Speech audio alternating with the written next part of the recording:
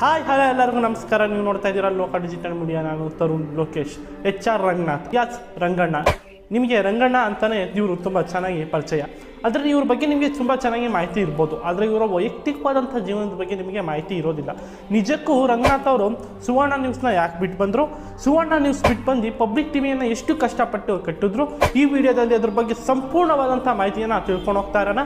ನಮ್ಮ ಚಾನಲ್ಗೆ ನಾನು ಫಸ್ಟ್ ಟೈಮ್ ಭೇಟಿ ಕೊಟ್ಟಿದ್ದರೆ ಸಬ್ಸ್ಕ್ರೈಬ್ ಮಾಡ್ಕೊಳ್ಳಿ, ಹಾಗೂ ಬೆಲ್ ಬಟನ್ ಮೇಲೆ ಕೂಡ ಕ್ಲಿಕ್ ಮಾಡ್ಬೋದು. ಹಾಗೂ ನಿಮ್ಮ ಪ್ರಶ್ನೆಗಳು ಏನಾದ್ರು ಇದ್ದರೆ ಪ್ರಶ್ನಿಸಬಹುದು ಇನ್ಸ್ಟಾಗ್ರಾಮ್ ಮುಖಾಂತರ. HR ರಂಗನಾಥ್ ಅವರ ಪೂರ್ಣ ಹೆಸರು ಹೆಬ್ಬಾಳು ರಾಮಕೃಷ್ಣ ರಂಗನಾಥ್ ಅಂತ ಇವರ ಪೂರ್ಣ ಹೆಸರು.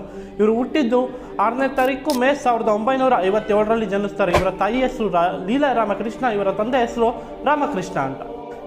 ಇವರು ಪ್ರೈಮರಿ ಶಾಲೆಯ ವ್ಯಾಸಂಗವನ್ನು ಹಾಗೂ ಹೈಸ್ಕೂಲ್ ವ್ಯಾಸಂಗವನ್ನು ಇವರು ಅವರ ಮೈಸೂರಿನಲ್ಲೇ ವ್ಯಾಸಂಗ ಮಾಡ್ತಾರೆ, ಹಾಗೂ PUC ಸಹಿತ ಅಲ್ಲೇ ವ್ಯಾಸಂಗ ಮಾಡ್ತಾರೆ. ಆಮೇಲೆ ಜರ್ನಲಿಸಮ್ ಉನ್ನತ ಶಿಕ್ಷಣವನ್ನು ಇವರು ಮೈಸೂರಿನಲ್ಲೇ ವ್ಯಾಸಂಗ ಮಾಡ್ತಾರೆ. ಇದೆಲ್ಲ ಮುಗಿದ ಮೇಲೆ ಇವರ ಗಮನ ನೆಟ್ಟಿದ್ದು ಬೆಂಗಳೂರು ಕಡೆ. ಇವರು ಬೆಂಗಳೂರಿಗೆ ಬಂದು ಕನ್ನಡದ ಹೆಸರಾಂತ ಸುದ್ದಿ ಪತ್ರಿಕೆಯಾದ ಕನ್ನಡ ಪ್ರಭಾ ಸುದ್ದಿ ಪತ್ರಿಕೆಗೆ ಸೇರಿಕೊಳ್ತಾರೆ. ಅಲ್ಲಿ ರಿಪೋರ್ಟರ್ ಆಗಿ ಸಾಕಷ್ಟು ದಿನಗಳ ಕೆಲಸ ಮಾಡಿ, ಹಾಗೂ ಎಲೆಕ್ಟ್ರಿಕ್ ಮಾಧ್ಯಮಕ್ಕೂ ಸಹಿತ ಇವರು ಹೆಜ್ಜೆ ಇಡ್ತಾರೆ. ಇವರು ಮೊದಲು ಎಲ್ಲಿ ಕೆಲಸ ಮಾಡಿದ್ದು ಅಂದರೆ ಸುವರ್ಣ ನ್ಯೂಸ್ನಲ್ಲಿ, ಈಗ ಏಷ್ಯಾನೆಟ್ ಸುವರ್ಣ ನ್ಯೂಸ್ ಅಂತ ಇದು ನಿಮಗೆ ಚಿರಪರಿಚಿತ. ಆದರೆ ಇದು ಮುಂಚೆ ಇದ್ದಿದ್ದಂಥ ಹೆಸರು ಸುವರ್ಣ ನ್ಯೂಸ್ ಅಂತ. ಸುವರ್ಣ ನ್ಯೂಸ್ನಲ್ಲಿ ರಿಪೋರ್ಟರ್ ಆಗಿ, ಸ್ಕ್ರಿಪ್ಟ್ ರೈಟರ್ ಆಗಿ, ಹಾಗೂ ಎಡಿಟರ್ ಆಗಿ ಸಹಿತ ಇದರಲ್ಲಿ ಕೆಲಸ ಮಾಡ್ತಾರೆ. ಹಾಗಾದರೆ ಸುವರ್ಣ ನ್ಯೂಸ್ನ ರಂಗಣ್ಣನವರು ಯಾಕೆ ಬಿಟ್ಟು ಬಂದರು ಅಂದರೆ, ಸುವರ್ಣ ನ್ಯೂಸಲ್ಲಿ ಸುಮಾರು 1 ವರ್ಷಗಳ ಕಾಲ ಇವರು ಎಡಿಟರ್ ಆಗಿ ಕೆಲಸವನ್ನು ಮುಂದುವರ್ಸ್ಕೊಂಡು ಹೋಗ್ತಾ ಇರ್ತಾರೆ.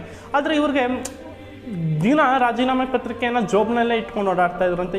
ತುಂಬ ಒತ್ತಡ ಇತ್ತಂತೆ, ಹಾಗೂ ಇವ್ರಿಗೆ ಆ ಸುದ್ದಿ ಮಾಡೋಕ್ಕೆ ಇವ್ರಿಗೆ ಇಷ್ಟ ಇರಲ್ಲ. ಇವ್ರಿಗೆ ಆದರೂ ಆ ಮನಸ್ಸಿನೊಳಗಡೆ ಒಂಥರ ಕೊರಿತಾ ಇತ್ತಂತೆ, ನಾನು ಈ ಪತ್ರಿಕಾ ರಂಗಕ್ಕೆ, ಈ ಪತ್ರಿಕಾ ಧರ್ಮಕ್ಕೆ ಮೋಸ ಮಾಡ್ತಾ ಇದ್ದೀನ ಅಂತ ಅನ್ನಿಸ್ತಂತೆ ಅವರಿಗೆ. ಹಾಗೂ ಅಲ್ಲಿರುವಂಥ ಆಂತರಿಕ ಕಲಹಗಳಿಂದ ಅವರು ಹೊರಗಡೆ ಬಂದು ಸುವರ್ಣ ನ್ಯೂಸ್ನ ಕ್ವಿಟ್ ಮಾಡ್ತಾರೆ, ರಾಜೀನಾಮೆ ಕೊಟ್ಟು ಹೊರಗಡೆ ಬರ್ತಾರೆ.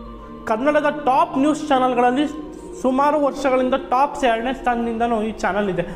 ಆ ಚಾನಲ್ನ ಹೇಗೆ ಕಟ್ಟಿದ್ದಾರೆ ಅಂತ ನೀವು ಕೇಳಿದರೆ ಮಾತ್ರ ಶಾಕ್ ಆಗ್ತೀರಾ ಅಂತಲೇ ಹೇಳ್ಬೋದು. ಸುಮಾರು ಜನ ಇವ್ರಿಗೆ ಹೇಳ್ತಾ ಬಂದ್ರಂತೆ, ಇವಾಗ ನೀವು ಒಂದು ಮಾಧ್ಯಮ ಕಟ್ಟಬೇಕು, TV ಮಾಧ್ಯಮನ ಕಟ್ಟಬೇಕು ಅಂದರೆ 100 ಕೋಟಿ ಬೇಕು, 100 ಕೋಟಿ ಬೇಕು, 500 ಕೋಟಿ ಬೇಕು, ಇಷ್ಟು ಕೋಟಿ ಬೇಕು, ಅಷ್ಟು ಕೋಟಿ ಬೇಕು ಅಂತ. ಇವರು ಅದನ್ನೆಲ್ಲ ಯಾರನ್ನೂ ತಲೆಗೆ ಹಾಕ್ಕೊಳ್ಳಿಲ್ಲ. ಇವರ ಸ್ನೇಹಿತರು ಒಬ್ಬರು ಅರುಣ್ ಎನ್ನುವವರು ಇವರ ಸಹಾಯಕ್ಕೆ ಬರ್ತಾರೆ.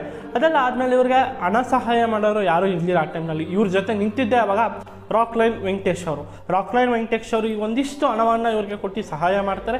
ಆ ಮಾಧ್ಯಮನ ಕಟ್ಟೋದಕ್ಕೆ ಒಂದು ಸ್ಟುಡಿಯೋ ಅಂತ ಬೇಕಾಗುತ್ತಲ್ಲ, ಅದಕ್ಕೆ ಒಂದು ಜಾಗದಲ್ಲಿ ಸೈಟ್ನ ಖರೀದಿ ಮಾಡ್ತಾರೆ. ಬೆಂಗಳೂರಿನಲ್ಲಿ ಸೈಟ್ನ 30-40 ಸೈಟ್ ಏನೋ ನಾನು ಕೇಳಿದ ಮಟ್ಟಿಗೆ ಸೈಟ್ನ ಖರೀದಿ ಮಾಡಿ, ಅಲ್ಲೇ ಅವರೇ ಸಹಿತ ಲೇಬರ್ಗಳಿಗೆ ಖರ್ಚಾಗ್ಬೋದು ಜಾಸ್ತಿ ಅಂದ್ಬಿಟ್ಟು ಅವರೇ ಇಟ್ಟಿಗೆಗಳನ್ನ ಓರಿಸ್ತಾರಂತೆ ಆ ಸ್ಟುಡಿಯೋ ಕಟ್ಟುವಾಗ, ಹಾಗೂ ಅವರ ಸಿಮೆಂಟ್ ಮೂಟೆಗಳನ್ನು ಓರಿಸ್ತಾರಂತೆ.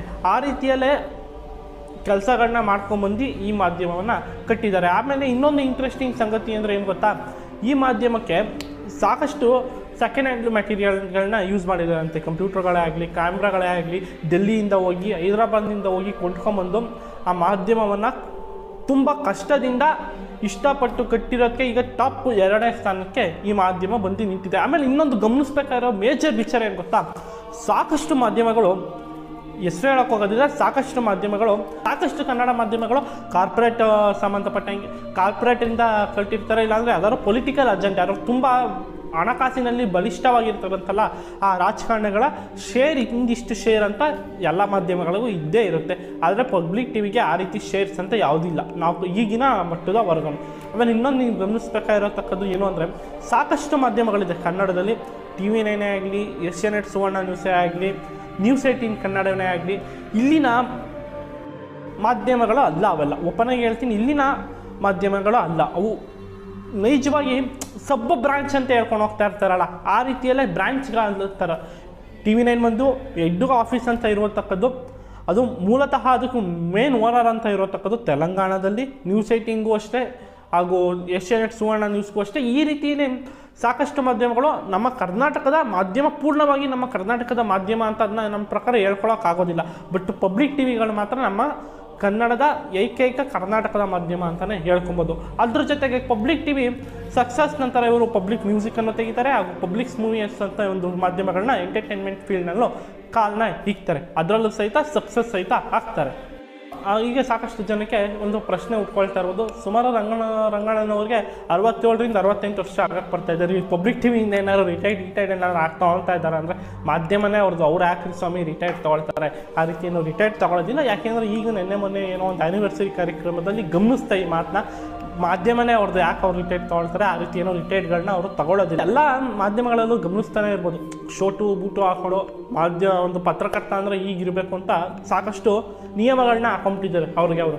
ಆದರೆ ಈ ರೀತಿ ಏನು ನಿಯಮಗಳು ಹಾಕೊಂಡಿಲ್ಲ ಯಾರೀ ರಂಗಣ್ಣನವರು. ಹೆಂಗೆ ಒಬ್ಬ ಸಾಮಾನ್ಯ ಯುವಕ ಹೆಂಗೆ ದಿನನಿತ್ಯ ಸಾಮಾನ್ಯ ಪ್ರಜೆ ಹೆಂಗೆ ಓಡಾಡ್ತಾ ಇರ್ತಾರೆ ಆ ರೀತಿಯೆಲ್ಲ ಸ್ಟುಡಿಯೋಗೆ ಬರ್ತಾರೆ, ಆ ರೀತಿಯೆಲ್ಲ ನಿಮ್ಮ ಮುಂದೆ ಸುದ್ದಿಗಳನ್ನ ಪ್ರಸಾರ ಮಾಡ್ತಾ ಹೋಗ್ತಾ ಇರ್ತಾರೆ. ಹಾಗೂ ನೀವು ತಿಳ್ಕೊಂಡ್ರಲ್ಲ ರಂಗಣ್ಣನವರು ಪಬ್ಲಿಕ್ ಟಿವಿಯನ್ನು ಎಷ್ಟು ಕಷ್ಟಪಟ್ಟು ಕಟ್ಟಿದ್ದಾರೆ. ಏನಿದ್ರಿಂದ ನಾವು ತಿಳ್ಕೊಬೇಕಾಗಿರೋದು ಅಂದರೆ, ನಾವು ಯಾವುದಾದ್ರು ಒಂದು ಸಂಸ್ಥೆಯ ಕೆಳಗಡೆ ಕೆಲಸ ಮಾಡ್ತಾ ಇದ್ರೆ ಅಂದರೆ ನಾವು ಸಂಸ್ಥೆ ಅವ್ರು ಕಟ್ಟಿರ್ತಾರೆ, ನಾವು ಬೆಳೆಸ್ತಾ ಇರ್ತೀವಿ. ನಾವು ಕಟ್ಟಿರೋರಾಗೋದಿಲ್ಲ, ಬೆಳೆಸೋರು ಮಾತ್ರ ಆಗಿರ್ತೀವಿ. ಅದಕ್ಕೆ ಏನಾದ್ರು ಮಾಡೋದಾದ್ರೂ ನಾವು ಸ್ವಂತವಾಗಿ ಮಾಡಬೇಕು. ಅವರ ಕಾಲಡಿಯಲ್ಲಿ ನಾವು ಮಾಡಬೇಕಾದ್ರೆ ತುಂಬ ಕಷ್ಟವಾಗುತ್ತೆ. ಈ ವಿಡಿಯೋನ ಇಲ್ಲಿಗೆ ಎಂಡ್ ಮಾಡ್ತಾ ಇದ್ದೀವಿ. ನೋಡ್ತಾ ಇರಿ ಲೋಕ ಡಿಜಿಟಲ್ ಮೀಡಿಯಾ. ಇದು ನವೀನ.